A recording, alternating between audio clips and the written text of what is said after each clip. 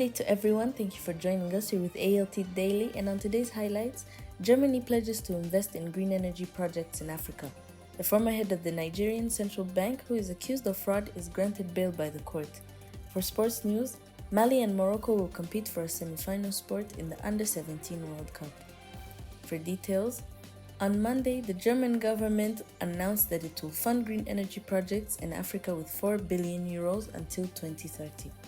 During a press conference on the G20 Compact with Africa summit that was held in Berlin, Scholz talked about the promise. It stated that the materials used in green energy should be processed in the African countries from which they originate, without mentioning any particular projects.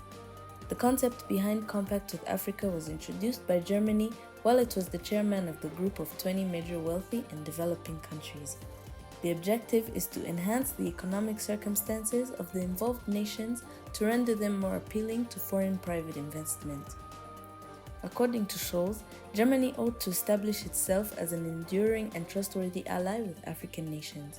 The Compact with Africa countries include Egypt, Ethiopia, Benin, Burkina Faso, Ivory Coast, Ghana, Guinea, the Democratic Republic of Congo, Morocco, Rwanda, Senegal, Togo, and Tunisia, according to German news agency dpa. Asked about China's strong presence in Africa, several African leaders said the continent was open to other partnerships. Godwin Emefiele, the former governor of the Central Bank of Nigeria, was released on bail by a Nigerian court after being accused of 6 counts of fraud and corruption.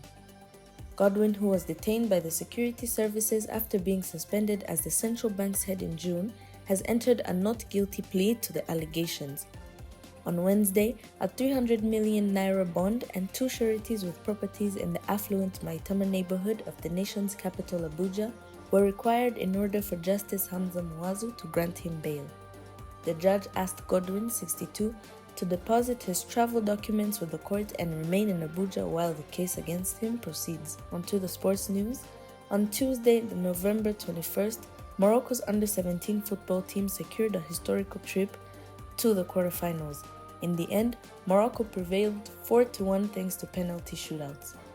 Morocco will play in its first ever Under-17 World Cup quarterfinals on November 25th.